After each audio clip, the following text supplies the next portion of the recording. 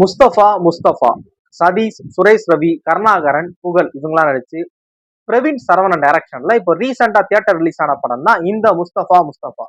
இந்த படத்தோட ஸ்டோரி என்ன அப்படின்னா, வணக்கம், நான் ஆனந்த். சதீஷ் ஒரு பொண்ணை லவ் பண்ணி கரெக்ட் பண்ணி ரெண்டு வீட்லயுமே பெர்மிஷன் வாங்கி ஒரு ப்ராப்பர் லவ் கம் அரேஞ்ச் மேரேஜுக்கு ரெடி ஆகிக்கிட்டு இருக்காரு.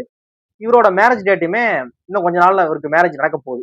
இந்த மாதிரியான ஒரு ஹாப்பி லைஃப்ல ஒரு ஜேர்னிக்குள்ள என்ட்ரா போற இந்த டைம்ல இவர் ஆல்ரெடி ஒரு பொண்ணு கூட இன்டிமெண்டா இருக்கிற மாதிரியான ஒரு வீடியோ சோசியல் மீடியால, அது பான் வெப்சைட்ல வந்து ரீச் ஆகிட்டு இருக்கு. பயங்கரமா அந்த வியூஸ் வந்து அந்த வீடியோக்கு வியூஸ் போய்கிட்டு இருக்காங்க. இந்த மாதிரியான இப்படி ஒரு டைம்ல இவரோட இந்த மாதிரியான ஒரு வீடியோ வந்து அந்த அவங்களோட லவ் பண்ற பொண்ணுக்கோ இல்ல அவங்களோட ஃபேமிலிக்கோ தெரிஞ்சிச்சு அப்படின்னா இது கல்யாணம் நடக்காது, கல்யாணம் நின்று போயிடும் அப்படிங்கிற மாதிரியும், யார் இந்த வீடியோவை அந்த பான் வெப்சைட்ல அப்லோட் பண்ணா, அதுக்கு பின்னாடி இருக்க காரணம் என்ன, இந்த மாதிரியான பிரச்சனைகள்லாம் மீறி இவர் கல்யாணம் பண்ணாரா பண்ணலையா அப்படிங்கிற ஒரு கலாட்டா கல்யாணம் தான் இந்த முஸ்தபா முஸ்தபா.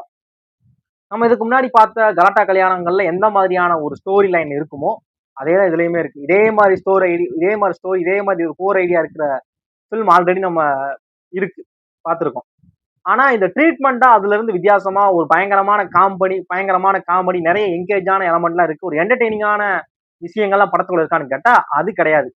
படம் நிறைய இடங்கள்ல வந்து ஒரு போர் அடிக்கிற மாதிரி, எந்த இடத்துலயுமே ஒரு சிரிச்சு என்ஜாய் பண்ண மாதிரியான விஷயங்கள் இருந்துச்சா அப்படின்னா யோசிக்கவும் இன்னும். சிரிச்சு என்ஜாய் பண்ணாமா தியேட்டருக்குள்ளனா தெரியல எனக்கு. ஏன்னா படத்துல வந்து காமெடிக்கு பாத்தீங்கன்னா சுரேஷ் இருக்கிறாரு, ஜாவா சுந்தரேசன், கருணாகரன், புகழ் இப்படின்னு சொல்லி 4 பேர் போட்டிருக்காங்க. இது போக நிறைய பேர் வந்து காமெடிக்குள்ள இருக்காங்க. ஆனா படத்துல காமெடி இருக்காடா அப்படின்னா அது இல்ல.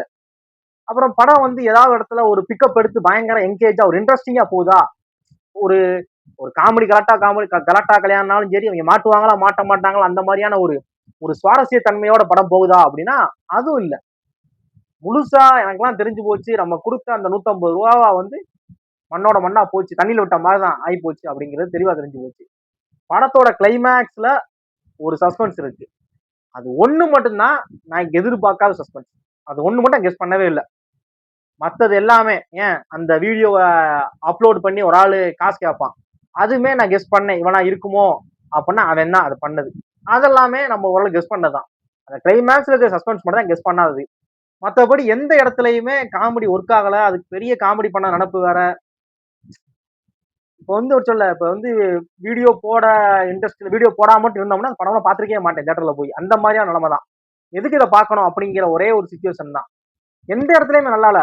அது மாதிரி நிறைய இடங்கள்ல வந்து உங்க பொறுமையை சோதிச்சு பார்க்கணுமா, உங்களுக்கு எந்த அளவு ஒரு பொறுமை இருக்கு, இந்த மாதிரியான படத்தை நீங்க அந்த படத்தோட டியூரேஷன் முடிகிற வரைக்கும் கோவப்படாம எந்திரிக்காம பாத்துட்டீங்க அப்படின்னா உங்களுக்கு வந்து பயங்கரமான ஒரு பேஷன்ஸ் இருக்கு அப்படிங்கிறத நீங்க தெரிஞ்சுக்கலாம். ஏன்னா ரொம்ப நிறைய இடங்கள்ல வந்து இந்த படம் வந்து உங்க பேஷன்ஸ் சோதிச்சு பார்த்துரும். எதுக்கு இந்த படம் பண்ணாங்க, இந்த படம் பண்ண தேவையே இல்லை அப்படிங்கிற மாதிரி தான். இன்னொரு ஆங்கிள் எடுத்துக்கிட்டோம்னா இந்த படம் வந்து ஒரு மோட்டிவேஷனல் ஃபிலிம் தான். ஏன்னா இப்படி ஒரு கதையை சொல்லி ஒரு ஆர்டிஸ்டை கன்வின்ஸ் பண்ணி ஒரு ப்ரொடியூசரை கன்வின்ஸ் பண்ணி ஒரு ஒரு டோட்டல் ஒரு ஒரு கேஸ்ட் அண்ட் க்ரூவை கன்வின்ஸ் பண்ணி நடிக்க வச்சு அந்த படத்தை தியேட்டர் ரிலீஸ் பண்ண வச்சிருக்காங்க பாருங்க. இந்த படம் எடுத்தாச்சு, எடுத்து செல்ஃப்ல இருக்குன்னா ஓகே. ஆனா படத்தை எடுத்து ஷூட் பண்ணி படம் ரிலீஸ் ஆகி இந்த படத்துக்கு சில ப்ரொமோஷன்ஸ் எல்லாம் பண்ணி ஒரு ஒரு ஒரு டைரக்டர் இந்த மாதிரியான ஒரு ப்ராஜெக்டை கொண்டு வந்திருக்காரு அப்படின்னா அப்போ நிறைய ப்ரொடியூசர் வந்து ஏமாற தயாரா இருக்கிறாங்களே. இப்ப நல்ல கதைகள் வச்சிருக்கிறவங்க வந்து தயவு செய்து சோர்ந்து போயிடாதீங்க. நம்மகிட்ட வந்து நல்ல ஸ்டோரி இருக்கு, இவ்வளவு நாளும் படம் பண்ணாமே இருக்கும், ஊரை பார்த்து போயிருவோமா, எதுக்கு நம்ம வேணாம், நமக்கு செட் ஆகாத சினிமா, நம்மளும் எத்தனை ப்ரொடியூசர் கிட்டயோ கதையை பிச் பண்ணிக்கிட்டே இருக்கிறோம், யாருமே நம்ம கதைக்கு வந்து ஒரு ஓகே சொல்ல மாட்டேங்கிறாங்க, ஒரு கிரீன் பிளாக் காட்ட மாட்டேங்கிறாங்க அப்படின்னு பயப்படாதீங்க தயவு செய்து. ஏன்னா இந்த மாதிரியான டைரக்டருக்கே ஒரு வாய்ப்பு கிடைக்குதுன்னா தக்காளி உங்களுக்குலாம் வாய்ப்பு கிடைக்காதா? இதுதான் என்னோட கேள்வியே. சரியா, மனசை மட்டும் தளர விடாதீங்க, கண்டிப்பா கிடைக்கும். ஏன்னா இந்த படம் பார்த்ததுக்கு அப்புறம் நானே படம் பண்ணலாங்கிற எனக்கு வந்துட்டேன். நம்மளே நம்ம எந்த குப்பையை கிண்டி வைப்போம்டா, என்ன ப்ரொடியூசர் மண்டையை மட்டும் கழுவணும் எப்படியாவது, அதை மட்டும் கழுவிட்டோம்னா என்னத்தையா கிண்டி வச்சிடலாம் அப்படிங்கிற மாதிரிதான். எனக்கு ஒரு காமெடி செட் ஆகல. இந்த படத்துல வர காமெடிக்கு அண்ணாத்த படத்துல வர காமெடியும் தராசுல வச்சோம்னா அப்படி நிக்கும், டஃப் கொடுத்து அப்படி இருக்கு காமெடி. நான் அண்ணாத்த படத்துல வர காமெடி தான் நமக்கு எரிச்சல் வர மாதிரி ஒரு இரிட்டேட்டான காமெடி நினைச்சேன். இது அது ஈக்குவலா இருக்கு. எந்த இடத்துலயுமே சிரிப்பு வரல, அங்கங்க காமெடியா சில சஸ்பென்ஸ் எல்லாம் வருது ஓகே. ஆனா காமெடி சொல்ல 2.5 மணி நேரம் எதுக்கு இந்த படத்தை பார்க்கணும்னு கேட்டா எனக்கும் தெரியல. படத்தை பார்க்காதீங்க அப்படின்னு சொல்ல வேண்டியிருக்கு. என்ன இருக்கு, எதுக்கு ப்ரோ இந்த படத்தை நீ பார்க்கணும்னு சொல்ற அப்படின்னா, நான் பார்க்கவே சொல்லல ப்ரோ, தயவுசெய்து பார்க்காத, நான் பார்த்தேன், என்ன நடந்துச்சுங்கிற சொல்லிட்டேன், பார்க்கணும் பார்க்காததும் உன் இஷ்டம் அப்படிங்கிற மாதிரி தான் எனக்கு தோண வைக்கிறேன். ஒரு பிலோ ஆவரேஜான படம் பார்த்த ஃபீல் தான். கலாட்டா கல்யாணத்துல அவரு பிரபுதேவாவும் நிக்கி கல்ராணி படம் நடிச்சிருப்பாங்களே, அந்த என்ன மச்சான் சொல்லு மச்சான் பாட்டு ரூம்ல, அந்த படம் கூட கலாட்டா கல்யாணம் தான். நிறைய படங்கள் கலாட்டா கல்யாணத்துல இந்த இந்த கலாட்டா கல்யாணம், இந்த கல்யாணத்தை நிக்கணும்னா ஒரு பிரச்சனை இருக்கும்.